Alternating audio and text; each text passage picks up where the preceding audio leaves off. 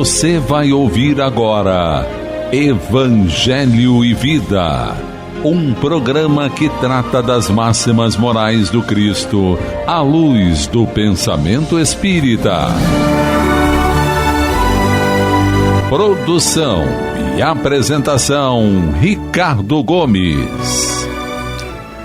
Amiga e amigo ouvinte, sou Ricardo Gomes e com muita alegria estou iniciando mais uma edição do programa Evangelho e Vida nas ondas fraternas da nossa Rádio Rio de Janeiro, a emissora da Fraternidade. Mais uma vez desejo a você saúde, paz, serenidade e esperança, agradecendo sempre a sua preciosa audiência. O nosso tema de hoje é obediência e resignação. E terá como ponto de partida o item 8 do capítulo 9 do Evangelho segundo o Espiritismo, cujo título é Bem-aventurados os mansos e pacíficos, nas instruções dos Espíritos, na mensagem de Lázaro, ditada em Paris no ano de 1863. Iniciaremos citando a abertura da mensagem de Lázaro, que nos diz: a doutrina de Jesus ensina em todos os seus pontos a obediência e a resignação, duas virtudes companheiras da doçura e muito ativas, se bem os homens erradamente as confundam com a negação do sentimento e da vontade.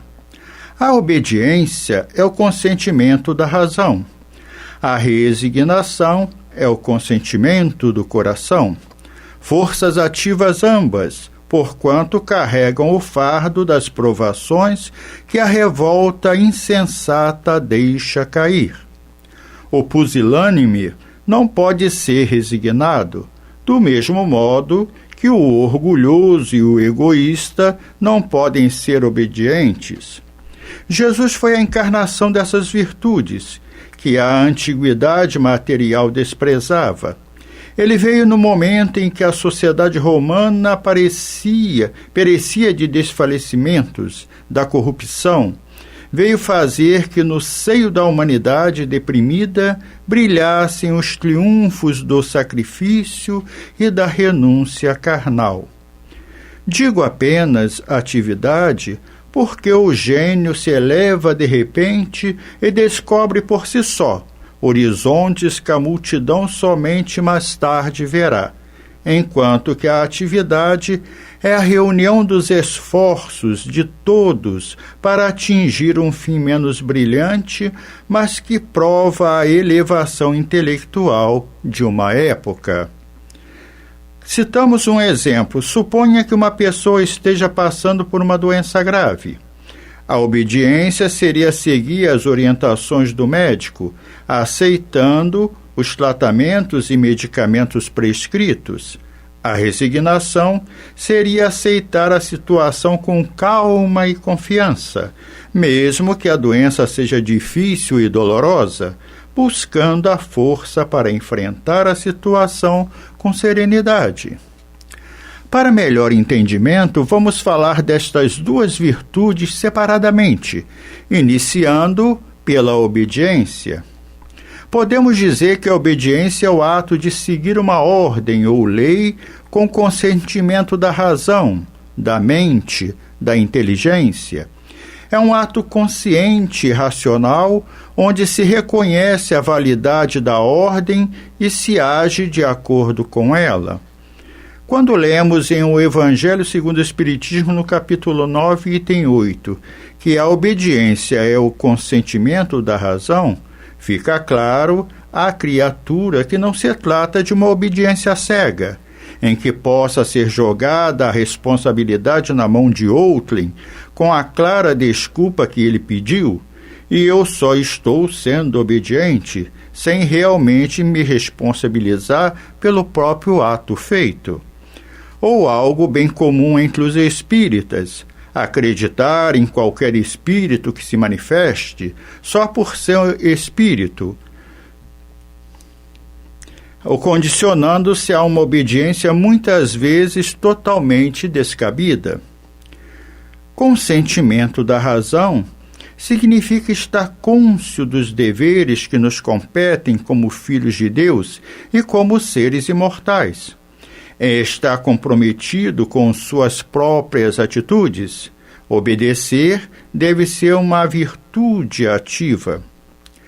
A respeito desta virtude, queridos ouvintes, o querido orador José Raul Teixeira, abordando o tema no programa Vida e Valores de número 129, nos apresenta como exemplo de obediência Francisco de Assis, com o seguinte comentário: encontramos uma ocasião em que o notável Francisco de Assis diz-nos assim: Senhor, faze de mim um instrumento da tua paz. No entanto, Francisco se utiliza de outro recurso. Ele, sabedor de que ser instrumento de Deus ou do Cristo é algo de grandíssima magnitude, pede a Cristo ou pede a Deus para que faça dele um instrumento do trabalho. Esse momento franciscano é um momento de obediência a um propósito. E nós notamos que na postura de Francisco existe uma conscientização, uma reflexão nessa certeza de que tornar-se alguém instrumento do bem é de fundamental importância para o próprio instrumento do bem, mas fundamentalmente para a vida. Todas as vezes que falamos em obediência, é muito comum que as pessoas entendam ou que nós entendamos que obedecer a algo ou alguém é um gesto de humilhação. Obedecer, carregamos na alma esse impulso da oposição, do desacato, e desse modo a obediência entre nós não é uma coisa bem vista. Quando os pais pedem aos filhos obediência, costumeiramente estão em clima de briga, de imposição, alguma disfunção familiar. E então a ideia da obediência costuma estar associada à ideia da humilhação. Você tem que me obedecer, fulano. Você tem que fazer o que eu digo, Beltrano. Acrescentamos aqui interessante comentário de Paulo Oliveira em sua matéria publicada no portal O Consolador, com o mesmo título do nosso estudo, que diz: o que acontece a uma criança que é sempre atendida em seus reclamos e exigências, que nunca ouviu um não de seus pais, torna-se totalmente egoísta, em nada cedendo por imaginar-se no centro das atenções, resultando a rebeldia e a desobediência. Deus quer nosso bem e nos dá a oportunidade de crescermos com equilíbrio. Por essa razão, não nos dá tudo o que queremos, e sim aquilo de que precisamos, assim como dá também a todos os seres da criação.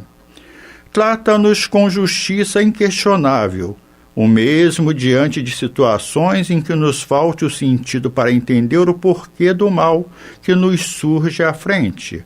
A confiança nessa bondade e justiça divinas deve senhorear nossos passos e reações, para que não venhamos a perder a oportunidade da exemplificação e da reparação devida pela rebeldia expressa através de lamentações ou injúrias.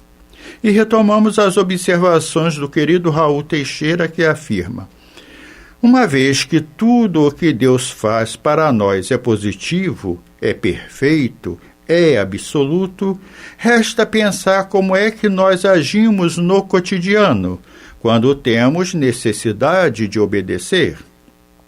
É uma luta do orgulho.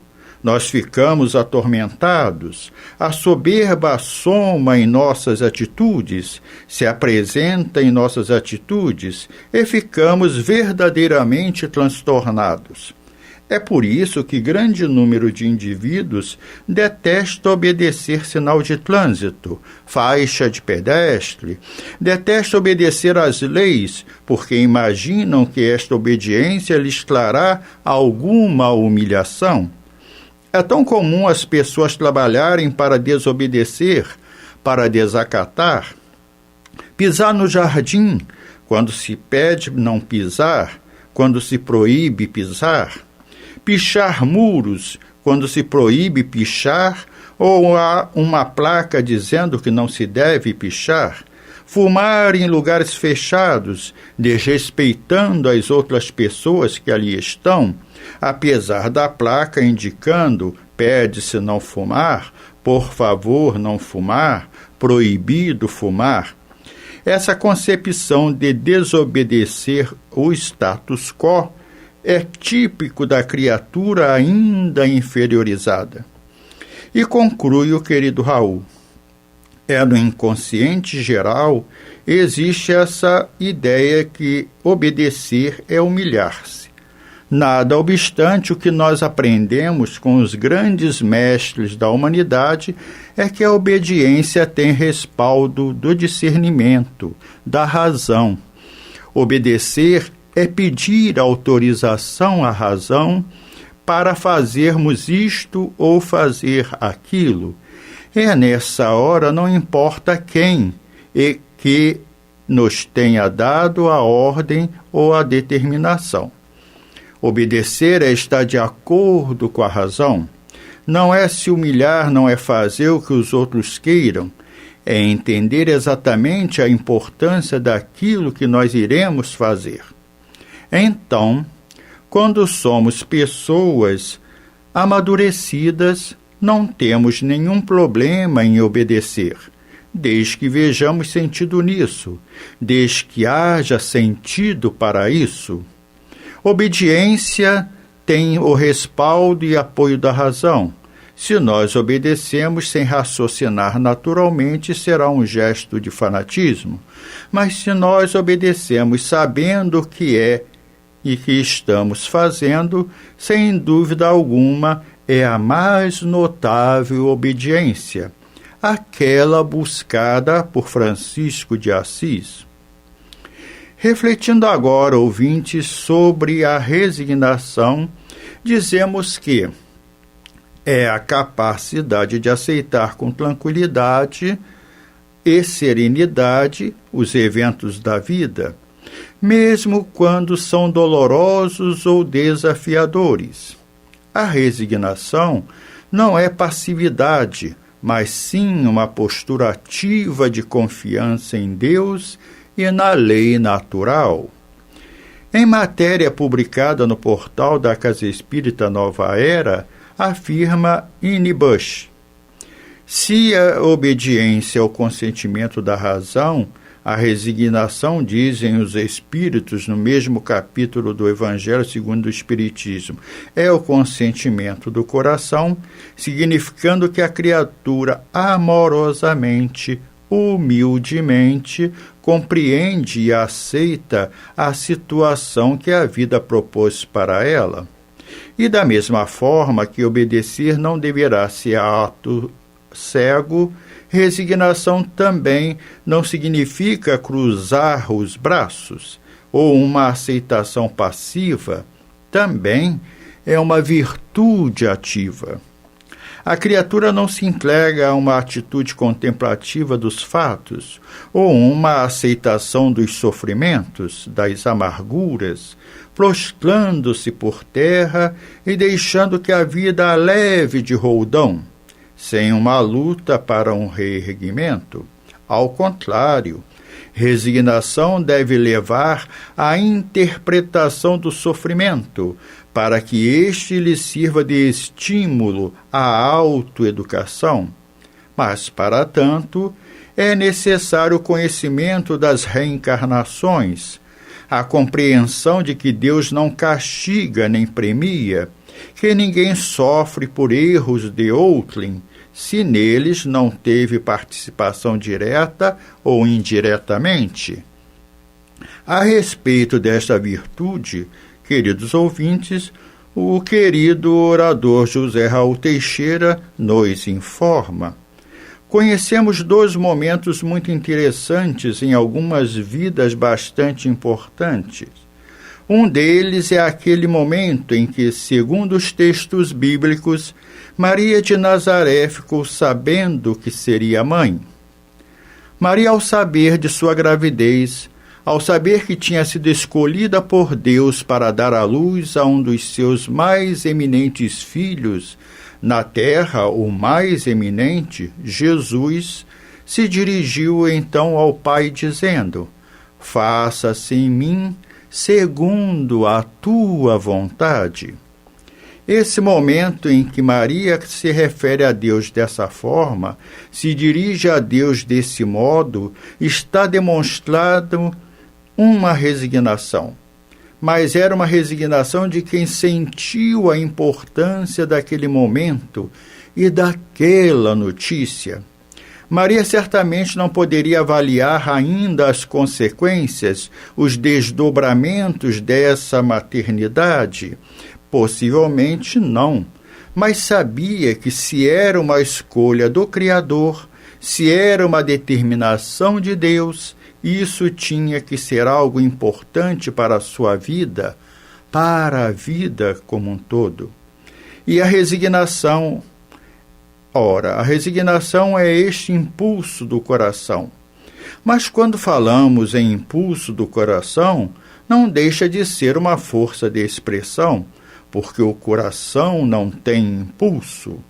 O impulso, de fato, é da inteligência, e diante das questões que nos levam à resignação, basta usar a inteligência para verificar que são coisas que não podemos torcer. A resignação diante do inevitável, diante da morte, por exemplo. Quando falamos em resignação, não se trata de uma acomodação. Vamos trabalhar nas pesquisas, na medicina, para evitarmos que as pessoas morram por qualquer coisa, por uma virose, por uma bacilose, por um processo qualquer que a ciência já tenha possibilidades para impedir. A resignação nos leva a pensar que, sendo a desencarnação ou a morte um fenômeno natural, o que todos os indivíduos teremos que passar por ela é o inevitável. Não me adiantará a insubordinação, o desespero, a gritaria, porque todas as criaturas do mundo morrem, ou melhor, como espírito desencarnam. Ricos e pobres, potentados ou gentalha, todos morremos. O fato é que a resignação nos leva a esse consentimento, do entendimento, do sentimento. Por isso, fala-se que a resignação é o consentimento do coração, porque nós precisamos, depois de refletir, depois de raciocinar, depois de validar pela razão, abrir-nos para acatar aquilo que seja determinação da vida. Faça-se em mim segundo a tua vontade.